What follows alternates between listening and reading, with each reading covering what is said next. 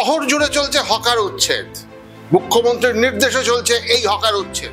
রাজ্যের আজকের যিনি মুখ্যমন্ত্রী তিনি বিরোধী দলনেত্রী ছিলেন, তিনি পথে নেমে প্রতিবাদ করেছিলেন, কিন্তু আজ তার নির্দেশে চলছে এই গড়িয়াহাটের হকার থেকে আরম্ভ করে বেহালা সর্বত্র চলছে। এমনকি বুলডোজার, যে বুলডোজার উনি সবসময়ের জন্য কটাক্ষের সুরে বলেন উত্তরপ্রদেশ নাকি বুলডোজ করে, সেই বুলডোজার নামানো হয়েছে, জেসিবি বেশি নামানো হয়েছে রাস্তায়।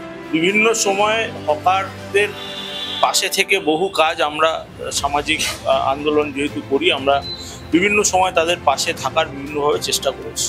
কিন্তু আমার যেটা মনে হয় ব্যক্তিগতভাবে, যেটা মুখ্যমন্ত্রী বারবার বলছেন যে প্রায় প্রতিদিন এটা একটা নিত্য নৈমিত্তিক ঘটনার মধ্যে হয়ে যাচ্ছে যে অযাচিতভাবে হকারকে বসিয়ে দেওয়া হচ্ছে, হকার বাড়ছে, এবং এই হকারদের বসানোর পেছনে নিশ্চিতভাবেই একটা রাজনৈতিক শাসক দলের রাজনৈতিক চক্রান্ত এবং তৎসহ পুলিশ প্রশাসন, যারা স্থানীয় পুলিশ প্রশাসন, কোথাও গিয়ে তাদের বৃত্তের বাইরে গিয়ে এগুলো হচ্ছে বলে অন্তত আমরা সাধারণ মানুষ, আমরা যারা সামাজিক কাজকর্মের সাথে আছি, আমরা মনে করি না। সবটাই সবার অবগতির মধ্যে থেকেই হচ্ছে।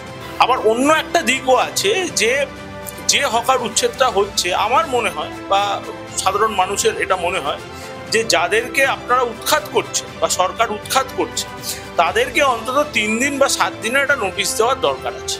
কারণ এটাও ঠিক যে ধরো একজন হকার, সে ধরো একটা ওই ঝুড়ি নিয়ে হয়তো সে হকারি করে, বা একটা হয়তো মোটের ওপর বিভিন্ন জায়গায় দেখা যাচ্ছে যে পার্মানেন্ট সে ব্যবস্থাপনা করে নিয়েছে, তাদের একটা হয়তো মানে পুঁজি, মানে ধরো 50,000 কি 1 লক্ষ বা 10,000 5,000 যার যেটুকু পুঁজি আছে, সেই পুঁজিটা সম্পূর্ণ লাগিয়েই সে হয়তো তার ব্যবসা করছে। এবং একটা হকার মানে তো এটা নয় যে সে একা, তার হয়তো একটা পরিবার আছে। তো তাকে একটা অন্য কিছু করার সুযোগ না দিয়ে হঠাৎ করে অতর্কিতে পুলিশ প্রশাসন গিয়ে যদি এই হকার উচ্ছেদ যেটা হচ্ছে, সেটা আমার মনে হয় ঠিক হচ্ছে।